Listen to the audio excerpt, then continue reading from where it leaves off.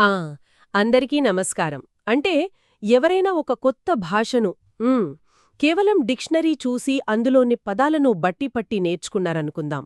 ఆ తర్వాత ఆ భాష మాట్లాడే ప్రాంతానికి వెళ్లి అక్కడి వారితో మాట్లాడుతున్నప్పుడు వారు వాడే పదాలు స్పష్టంగానే అర్థమవుతాయి.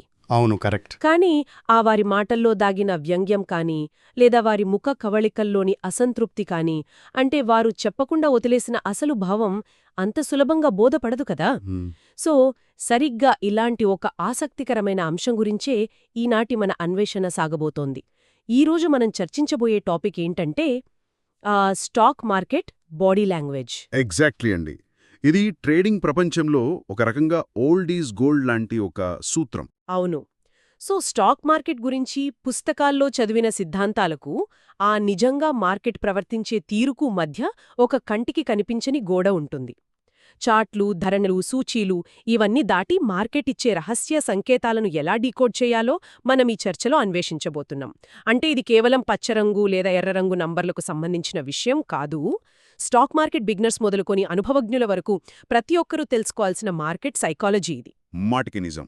అంటే ఇది మనం సాధారణంగా వినే టెక్నికల్ అనాలిసిస్ లేదా ఫండమెంటల్ అనాలిసిస్ లాంటి గణాంకాల ఆధారిత పద్ధతి కాదు. చూడండి, ఒక రకంగా చెప్పాలంటే ఇది ఏ పుస్తకంలోనూ నేరుగా దొరకని అత్యంత విలువైన జ్ఞానం. రైట్. మార్కెట్ ప్రతిరోజూ పరోక్షంగా మాట్లాడుతూనే ఉంటుంది.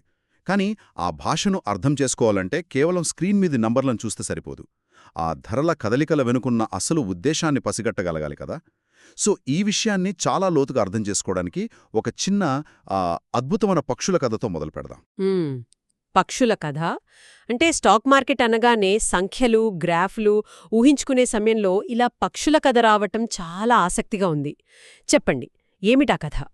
ఏంటంటే, ఒక అడవిలో ఆ పక్షులు మాట్లాడుకునే భాష తెలిసిన ఒక వేటగాడుండేవాడు.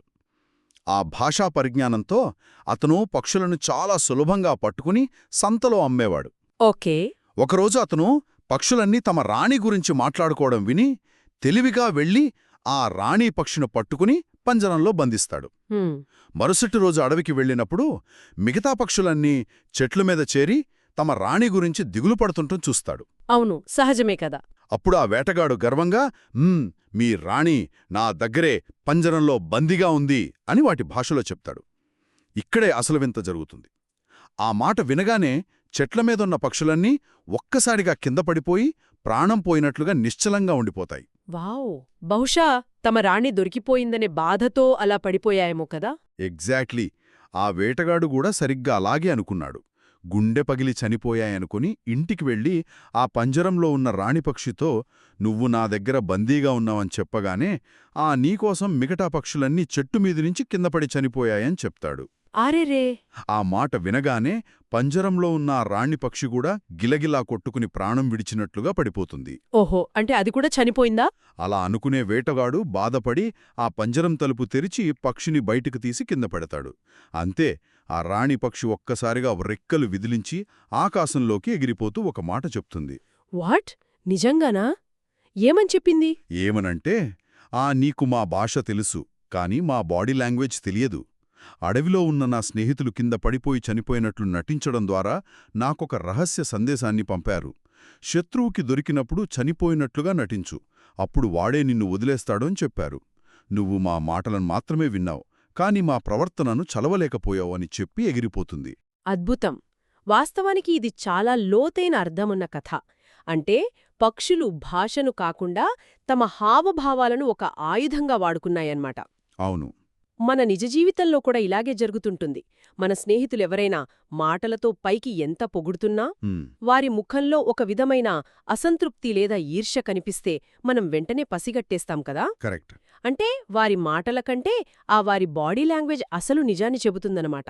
అలాగే ఎవరైనా ఇష్టం లేకుండా సరే నీతో పాటు వస్తాను పద అన్నప్పుడు వారు వాడుతున్న పదాలు పాజిటివ్గానే ఉన్నా వారు నడిచే తీరు అసలు ఉద్దేశాన్ని బయటపడుతుంది. ఖచ్చితంగా. ఈ మానవ ప్రవర్తనే స్టాక్ మార్కెట్కు కూడా 100% వర్తిస్తుంది. చూడండి, చార్టులు, గ్రీన్ క్యాండిల్స్, రెడ్ క్యాండిల్స్, ఆ ధరల స్థాయిలు ఇవన్నీ మనం మార్కెట్ భాష అనుకోవచ్చు. ఓకే. బేసిక్ టెక్నికల్ అనాలిసిస్ నేర్చుకున్న వారందరికీ ఈ భాష అర్థమవుతుంది. ఫలానా చోట సపోర్ట్ ఉంది, ఆ ఫలానా చోట రెసిస్టెన్స్ ఉందని అందరూ గీతలు గీయగలరు. కానీ ఆ ఆకుపచ్చ లేదా ఎరుపు రంగు వెనుక ఆ నిర్దిష్ట ధర వద్ద స్టాక్ నిజంగా ఏ దిశగా వెళ్లాలనుకుంటుంది, దాని బలం ఎంత అనేది దాని బాడీ లాంగ్వేజ్. ఒక్క నిమిషం. ఇక్కడే నాకొక చిన్న సందేహం కలుగుతుంది. చెప్పండి. అంటే మనుషులంటే వారికి భావోద్వేగాలుంటాయి కాబట్టి వారి ముఖంలో తేడాలు కనిపిస్తాయి అనుకోవచ్చు. కానీ స్టాక్ మార్కెట్ అంటే అంత నంబర్లమయం కదా. చార్ట్లు ఖచ్చితమైన నంబర్లను చూపుతాయి. 100 రూపాయలంటే 100 రూపాయలే, 200 అంటే 200లే. అవును. అంటే నంబర్లు ఎప్పుడూ అబద్ధం చెప్పలేవు కదా. ఒక ధర వద్ద స్టాక్ ఉందంటే అది అక్కడే ఉన్నట్లు కదా. మరి అలాంటప్పుడు టెక్నికల్ అనాలిసిస్లోని ఆ నంబర్లు మాత్రమే ఎందుకు సరిపోవు? బాడీ లాంగ్వేజ్ అంటూ కొత్తగా వెతుక్కోవడానికి ఇంకేముంటుంది? 100 పాళ్ళు నిజమే. కానీ ఆ నంబర్ల వద్ద మార్కెట్ ఎలా ప్రవర్తిస్తోందన్నదే ఇక్కడ మనం గమనించాల్సిన అసలు పాయింట్. ఎలా ప్రవర్తిస్తోంది అంటే? అంటే ఇప్పుడు కంప్యూటర్ స్క్రీన్ ముందు కూర్చున్న లక్షలాది మంది అదే 100 రూపాయల ధరను చూస్తుంటారు. అది భాష. కానీ ఆ 100 రూపాయల దగ్గరకు రాగానే ఆ స్టాక్ ఏం చేస్తోందన్నది ముఖ్యం.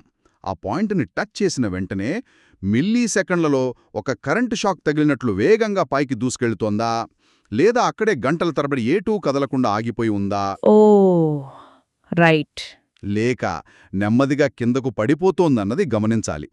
ప్రయాణించే దారి కంటే ఆ దారిలో అది కదిలే వేగం, అది తీసుకునే విరామాలు దాని అసలు ఉద్దేశ్యాన్ని బయటపెడతాయి. దీన్నే మనం మార్కెట్ బాడీ లాంగ్వేజ్ అంటాం. చాట్లోని ఆ గీతలను దాటి ఆ ప్రవర్తన వెనుక ఉన్న అర్థాన్ని చదవటం వచ్చినవారే మార్కెట్లో సుదీర్ఘకాలం విజయవంతంగా నిలబడతారు. అర్థమవుతోంది.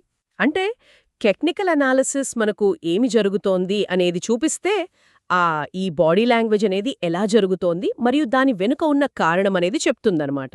ఎగ్జాక్ట్లీ అండి. సో దీన్ని మరింత స్పష్టంగా అర్థం చేసుకోవడానికి మార్కెట్లో తరచుగా వినిపించే బ్రేక్అవుట్స్ మరియు బ్రేక్ డౌన్స్ ఉదాహరణలను తీసుకుందాం. వీటి వెనుక ఉన్న అసలు మెకానిజం ఏమిటి? ఈ బ్రేక్అవుట్స్ దగ్గరే ఎక్కువ మంది రీటైల్ ట్రేడర్లు బోల్తా పడుతుంటారు. ఉదాహరణకు ఒక స్టాక్ చాలా కాలం పాటు ఒకే రేంజ్లో, అంటే ఒక నిర్దిష్టమైన ధరల మధ్య కదులుతూ ఉందనుకుందాం. దీన్నే కన్సాలిడేషన్ అంటారు. అవును. ఒకరోజు సడన్గా ఆ పై స్థాయిని, అంటే రెసిస్టెన్స్ని బ్రేక్ చేసి బయటకు వస్తుంది. అందరికీ చార్ట్లో ఒక పెద్ద ఆకుపచ్చ క్యాండిల్ కనిపిస్తుంది. ఇది బ్రేకౌట్. ప్రపంచంలోని ట్రేడర్లందరికీ ఇది కనిపిస్తోంది కాబట్టి ఇక ఈ స్టాక్ పైనున్న అడ్డంకిని దాటేసింది, ఆకాశమే హద్దుగా పైకి వెళ్తుంది అని అందరూ కొనడం మొదలుపెడతారు. అంటే సిద్ధాంతాల ప్రకారం బ్రేకౌట్ అంటే పైకే వెళ్ళాలి కదా, అందులో తప్పేముంది? సిద్ధాంతం ప్రకారం పైకి వెళ్ళాలి. కానీ ఇక్కడే మనం దాని బాడీ లాంగ్వేజ్ని గమనించాలి. ఒకవేళ ఆ స్టాక్ రెసిస్టెన్స్ లైన్ని దాటిన తర్వాత వేగంగా పెరగకుండా అక్కడే గంటల తరబడి ఆగిపోయి ఉంటే, అంటే పైకి వెళ్లకుండా అక్కడే స్థిరపడిపోతుంటే, దానర్థం అది ఒక బ్రేకౌట్ కాదు, అది ఒక ట్రాప్, అంటే ఒక బోను. ట్రాప్? అవును. ఒకసారి లాజికల్గా ఆలోచిద్దాం. ఒక స్టాక్ నిజంగా అంత బలంగా పైకి వెళ్లాలనుకుంటే ఎంతో కాలంగా ఉన్న అడ్డంకిని దాటిన తర్వాత అక్కడ సమయం ఎందుకు వృధా చేస్తుంది చెప్పండి? ఒక స్ప్రింగ్ని వదిలేసినట్లు అమాంతం పైకి దూసుకెళ్లాలి.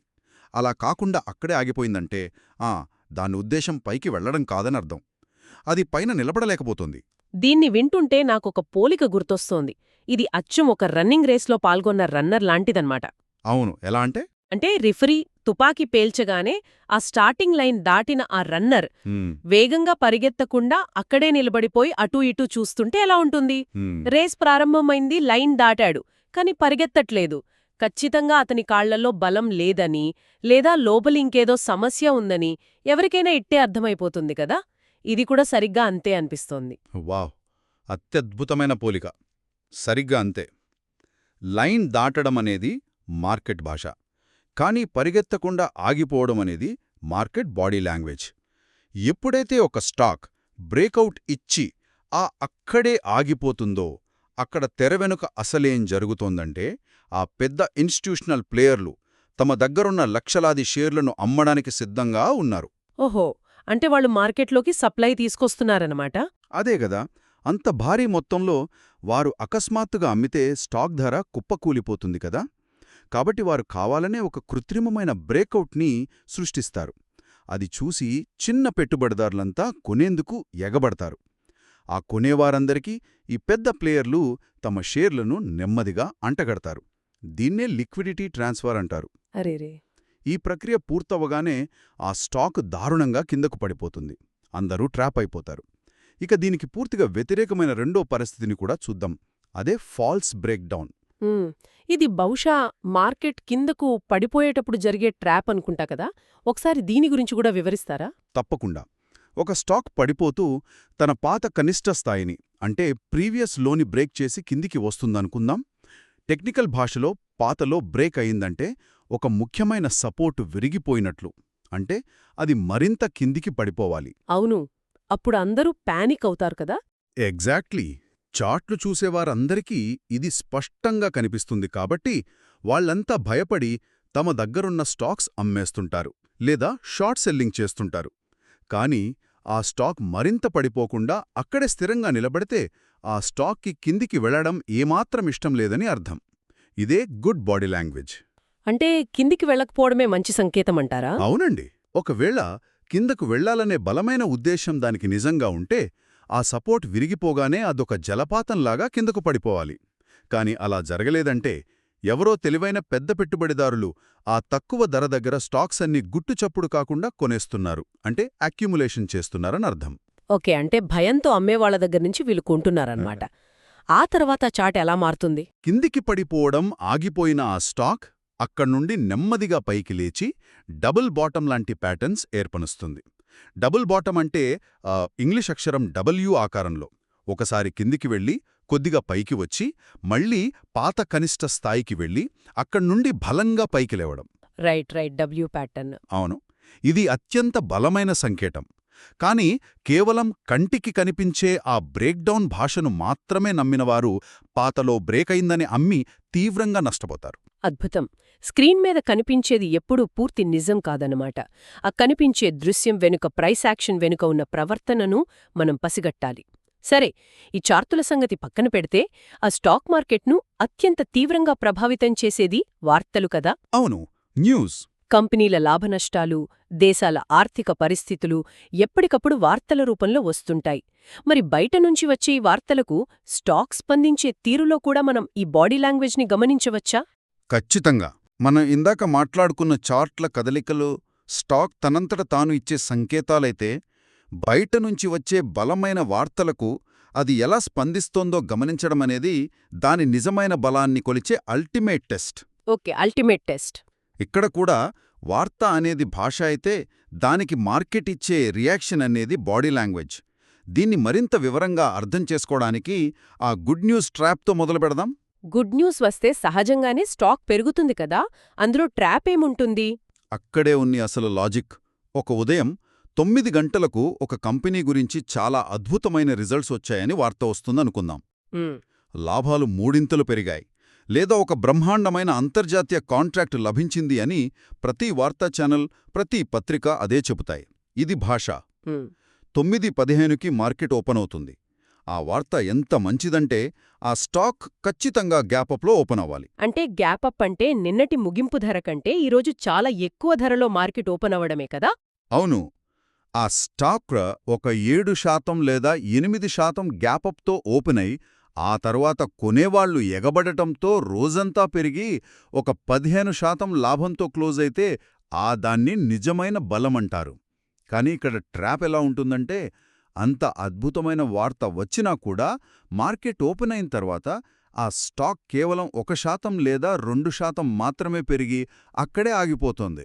అవును, చూస్తూ ఉంటాం అలా. కిందకో రాకుండా పైకి వెళ్లకుండా అలా స్తంభించిపోతుంది. ఇది కొనడానికి ఏమాత్రం సరైనది కాదు.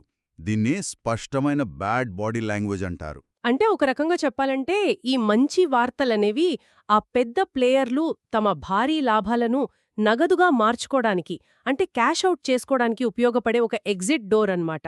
ఎగ్జాక్ట్లీ. ఇది చాలా ఆసక్తికరమైన కోణం. అంటే అంత మంచి వార్త ఉన్నప్పుడు కూడా కేవలం 1% పెరిగి ఆగిపోయిందంటే అక్కడ డిమాండ్ కన్నా సప్లై ఎక్కువగా ఉందని అర్థం చేసుకోవచ్చు. ఆ ఇన్స్టిట్యూషన్స్ తమ కోట్ల కొద్దీ షేర్లను రిటైలర్లకు అమ్ముతున్నారని కదా. వారు అమ్ముతున్నారు కాబట్టే ఆ స్టాక్ పైకి వెళ్లలేకపోతోంది. ఖచ్చితంగా విశ్లేషించారు. ఆ రిటైలర్ల కొనుగోళ్ల ప్రవాహాన్ని, అంటే బయింగ్ ఫ్రెన్జీని తమ భారీ అమ్మకాలకు లిక్విడిటీగా మార్చుకుంటారు ఈ స్మార్ట్ ప్లేయర్లు. ఆ రోజంతా ఆ స్టాక్ ఆకర్షణీయంగా కనిపిస్తూ నన్ను కొనండి అనే ఇన్విటేషన్ కార్డ్ ఇస్తుంది. రైట్. కానీ కొన్న తర్వాత రోజు నుంచి అది కిందకు పడటం మొదలవుతుంది. అంటే వార్త ఎంతో సానుకూలంగా ఉన్నా ప్రవర్తన మాత్రం ప్రతికూలంగా ఉంటుంది. అరెరే! మరి ప్రతికూల వార్తలు లేదా బ్యాడ్ న్యూస్ వచ్చినప్పుడు దీనికి విరుద్ధమైన పరిస్థితి ఉంటుందా? అవును, బ్యాడ్ న్యూస్ వచ్చినప్పుడు మనం స్టాక్స్లో దాగి ఉన్న హిడెన్ స్ట్రెంగ్త్ని, అంటే దాగి ఉన్న బలాన్ని గమనించవచ్చు. ఆ గ్లోబల్ మార్కెట్లు క్రాష్ అవుతున్నాయి, చుట్టూ అంతా ఆర్థిక మాంద్యం వార్తలు, మార్కెట్ అంతా భారీగా పడిపోతోంది అనుకుందాం. ఇలాంటివి చూస్తుంటాం. ఒక సెక్టర్లోని స్టాక్స్ అన్నీ సగటున 4-5% పడిపోతున్నాయి. కానీ అదే సెక్టర్లోని ఒక ప్రత్యేకమైన స్టాక్ కేవలం 0.5% మాత్రమే పడిపోయి ఒక బండరాయిలా స్థిరంగా నిలబడితే దానికి కిందికి వెళ్లడం ఏమాత్రం ఇష్టం లేదని మనం అర్థం చేసుకోవాలి. అది కింద పడుతున్నట్లు కేవలం నటిస్తోంది, అందరితో పాటు నేను కూడా ఉన్నానని చూపించడానికి మాత్రమే. వావ్! కానీ నిజానికి దాని దగ్గర గుడ్ బాడీ లాంగ్వేజ్ ఉంది. ఎందుకంటే ఆ స్టాక్ను పట్టుకుని ఉన్న బలమైన చేతులు, అంటే స్ట్రాంగ్ హ్యాండ్స్, దాన్ని వదిలిపెట్టడానికి సిద్ధంగా లేరు. అంటే ఆ వార్తల తుపానులో కూడా అది చెక్కు చెదరని ఒక బలమైన స్తంభంలా నిలబడిందనమాట. ఇది నిజంగా విలక్షణమైన పరిశీలన. ఆ చెడ్డ వార్తల ప్రభావం తగ్గి మార్కెట్ మళ్లీ కోలుకోవడం మొదలుపెట్టిన వెంటనే ఏ స్టాక్ అయితే ఆ పతనంలో గట్టిగా నిలబడిందో అదే అందరికంటే ముందు వాయువేగంతో పైకి దూసుకెళ్లి భారీ లాభాలనిస్తుంది. వావ్! ఆ సెక్టర్కే అది లీడర్గా మారుతుంది. ఎందుకంటే అంతటి ప్రతికూల వాతావరణంలోనే అది పడిపోలేదంటే ఇక వాతావరణం కొద్దిగా అనుకూలిస్తే అది ఎంతలా దూసుకుపోతుందో ఊహించుకోవచ్చు. ఆ ప్రవర్తనను ముందుగానే పసిగట్టడమే అసలైన నైపుణ్యం. మనం ఇప్పటివరకు చార్టుల్లో బ్రేకౌట్స్, బ్రేక్డౌన్స్ వెనుక ఉండే తెరవెనుక మెకానిజంను, అలాగే వార్తలకు స్టాక్స్ స్పందించే తీరును అర్థం చేసుకున్నాం. నంబర్లు లేదా చార్ట్లు అనేవి బాహ్యరూపం మాత్రమే అని, వాటి వెనుక ఉన్న కదలికల తీరే నిజమైన ఉద్దేశ్యాన్ని చెబుతుందని చాలా స్పష్టమైంది. కరెక్ట్. అయితే ఇక్కడ నాకో బలమైన సందేహం వస్తుంది. ఇప్పుడు మనమంతా టెక్నాలజీ యుగంలో ఉన్నాం. మార్కెట్లో ఎన్నో అడ్వాన్స్డ్ సాఫ్ట్వేర్లు, ఆర్టిఫిషియల్ ఇంటెలిజెన్స్ టూల్స్ ఉన్నాయి కదా. అవి ఈ ప్యాటర్న్స్ని ఆటోమేటిక్గా గుర్తించలేవా? దీన్ని నేర్చుకోవడానికేమైనా మ్యాథమెటికల్ ఫార్ములా ఉందా? అసలు ఒక మనిషి మాన్యుయల్గా ఈ బాడీ లాంగ్వేజ్ను ఎలా నేర్చుకోవాలి? ఇది ప్రస్తుత తరం ఎదుర్కొనే అతి ముఖ్యమైన ప్రశ్న. కానీ దీనికి సమాధానం కొంచెం విభిన్నంగా ఉంటుంది. ఈ బాడీ లాంగ్వేజ్ చదవడానికి ఎలాంటి ఖచ్చితమైన గణిత సూత్రాలు, ఫార్ములాలు ఉండవు. ఏ ఏఐ టూల్కి కూడా దీన్ని ఒక ఫార్ములాలో ఫీడ్ చేయలేము. ఎందుకు ఫీడ్ చేయలేము? ఎందుకంటే ఏఐ అనేది డేటా స్పీడ్ మరియు నంబర్ల మీద పనిచేస్తుంది. అంటే మనం ఇందాక మాట్లాడుకున్న భాషను అది మనిషి కంటే వేగంగా చదవగలదు. కానీ మార్కెట్లో జరిగే ట్రాప్స్, ఈ భయం, ఆశ, ఇవన్నీ మనుషుల భావోద్వేగాలకు సంబంధించినవి. ఒక మనిషి సైకాలజీని మరొక మనిషి మాత్రమే అత్యుత్తమంగా ఫీలవగలడు. నిన్న పనిచేసిన ఒక ప్యాటర్న్ ఈరోజు మార్కెట్ వాతావరణాన్ని బట్టి పని చెయ్యకపోవచ్చు. దీన్ని ఏ కోచ్ కూడా నేరుగా మెదడులోకి నూరిపోయలేరు. మరి అలాంటప్పుడు దీన్ని సొంతంగా డెవలప్ చేసుకోవాలంటే మనం ఏం చేయాలి? చూడండి, ఒక గైడ్ లేదా మెంటర్ కేవలం దారిని మాత్రమే చూపగలడు. ఇదిగో ఇలాంటివి గమనించు, ఈ ట్రాప్స్ ఇలా ఉంటాయి అని కాన్సెప్ట్ని వివరించగలరు. కానీ ఆ దారిలో నడవాల్సింది మనమే. ఇది పూర్తిగా నిరంతర అనుభవం ద్వారా మాత్రమే వచ్చే అపారమైన జ్ఞానం. రైట్. చార్టులను ప్రతిరోజూ పరిశీలిస్తూ ఉండాలి. బుల్ మార్కెట్లో, బేర్ మార్కెట్లో, సైడ్వేస్ మార్కెట్లో ఇలా వేర్వేరు పరిస్థితుల్లో స్టాక్స్ ఎలా ప్రవర్తిస్తున్నాయో గమనించాలి. మొదట్లో చిన్న చిన్న మొత్తాలతో ట్రేడింగ్ చేస్తూ, తప్పులు చేస్తూ, ఆ తప్పుల నుంచి నేర్చుకుంటూ ముందుకు సాగాలి. ఇలా మార్కెట్తో సమయం గడపడం ద్వారా మన సబ్కాన్షియస్ మైండ్ దానంతట అదే ఈ ప్యాటర్న్స్ను గుర్తించడం మొదలుపెడుతుంది. అంటే ఒక అంతర్దృష్టిలాగా వస్తుందన్నమాట. ఎగ్జాక్ట్లీ. అప్పుడు చార్ట్ చూడగానే ఇక్కడ ఏదో తేడా ఉంది, ఈ బ్రేకౌట్లో బలం లేదు అని మన ఇంట్యూషన్ మనల్ని హెచ్చరిస్తుంది. ఇది ఒక సైకిల్ తొక్కడం నేర్చుకున్నంత సహజంగా వస్తుంది, కానీ దానికి ఏకాగ్రత, ఓపిక కావాలి. అద్భుతమైన వివరణ. అంటే ఇదొక రకంగా స్విమ్మింగ్ నేర్చుకోవడం లాంటిదన్నమాట. ఒడ్డున నిలబడి ఈత కొట్టడం గురించి ఎన్ని పుస్తకాలు చదివినా, ఎన్ని థీరీలు విన్నా ఈత రాదు కదా. స్వయంగా నీళ్లలో దిగి చేతులు, కాళ్ళు కొడితేనే ఆ నీటి ప్రవాహానికి మన శరీరం ఎలా స్పందించాలో, ఎప్పుడు ఊపిరి పీల్చుకోవాలో మనకు ఆచరణాత్మకంగా అర్థమవుతుంది. పర్ఫెక్ట్ అనాలజీ అండి. 100% కరెక్ట్. సో మనం ఈనాటి అన్వేషణను ఒకసారి సారాంశంగా చూస్తే, ఆ స్టాక్ మార్కెట్లో పైకి కనిపించే ఆకుపచ్చ ఎర్ర రంగుల క్యాండిల్స్, బ్రేకౌట్స్, బ్రేక్డౌన్స్ మరియు వార్తలు ఇవన్నీ కేవలం మార్కెట్ మాట్లాడే భాష మాత్రమే. అందరికీ కనిపించే ఆ భాష ఎప్పుడూ పూర్తి నిజం కాకపోవచ్చు. వాటి వెనుక కనిపించని బాడీ లాంగ్వేజ్, అంటే ఒక నిర్దిష్ట ధర వద్ద స్టాక్ కదిలే వేగం, అది ఆగిపోయే తీరు మరియు న్యూస్కు అది రియాక్ట్ అయ్యే విధానం ద్వారా దాని అసలు ఉద్దేశ్యాన్ని గమనించాలి. అవును. డిక్షనరీ పట్టుకుని భాష నేర్చుకునే స్టేజ్ నుంచి ఆ మార్కెట్ హావభావాలు చదివే ఉన్నత స్థాయికి ఎదగాలి. అవునండి. మీరు చెప్పిన ఈ సారాంశం మనం మొదట్లో మాట్లాడుకున్న పక్షుల కథలోని వేటగాడి పరిస్థితిని మళ్లీ గుర్తుచేస్తోంది. మనం కూడా మార్కెట్ అనే మహా అడవిలో ఆ వేటగాడిలా కేవలం పైకి కనిపించే నంబర్లు చూసి భ్రమపడకూడదు. మార్కెట్ యొక్క బాడీ లాంగ్వేజ్ని కూడా లోతుగా చదవగలగాలి. ఎప్పుడైతే ఆ నైపుణ్యాన్ని మనం సాధిస్తామో అప్పుడే ఈ మార్కెట్ సైకాలజీ ఆటలో మనం నిజమైన విజయం సాధించగలం. ఖచ్చితంగా. ఇక్కడితో ఈనాటి మన ఆసక్తికరమైన చర్చ ముగింపుకు వచ్చింది.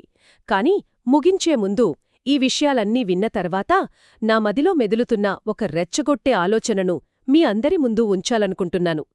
ఈ రోజుల్లో మార్కెట్లో చాలా వరకు trading high speed computer algorithms ద్వారా జరుగుతోంది కదా. ఆ యంత్రాలు సెకనులో 1,00,000వ వంతు వేగంతో లక్షలాది ట్రేడ్స్ చేయగలవు. కాని ఆ కంప్యూటర్లు కేవలం డేటానో నంబర్లను, అంటే మార్కెట్ భాషను మాత్రమే అత్యంత వేగంగా చదవగలవు. వాటికి భయం, ఆశ లాంటి భావోద్వేగాలుండవు. కాని అవి మనుషుల భావోద్వేగాల వల్లేర్పడే ట్రాప్స్ను సృష్టించగలవు. అవును, ఇది ఆలోచించాల్సిన విషయమే. మరి మార్కెట్ వెనుకున్న ఈ అదృశ్య ఉద్దేశ్యాన్ని, వలలను, ఈ బాడీ లాంగ్వేజ్ను అర్థం చేసుకునే సహజమైన మానవ అంతర్దృష్టి మాత్రమే రాబోయే కాలంలో ఈ ఆల్గోరిథమ్స్పై ఒక ట్రేడర్ సాధించగల ఏకైక ఆయుధం కానుందా? టెక్నాలజీ ఎంత పెరిగినా చివరికి మనిషి సైకాలజీనే మార్కెట్ను శాసిస్తుందా? దీని గురించి లోతుగా ఆలోచించండి. స్క్రీన్ మీద కనిపించే నంబర్ల వెనుకున్న నిశ్శబ్దాన్ని వినడానికి ప్రయత్నించండి. మరో అద్భుతమైన అన్వేషణతో మళ్ళీ కలుద్దాం.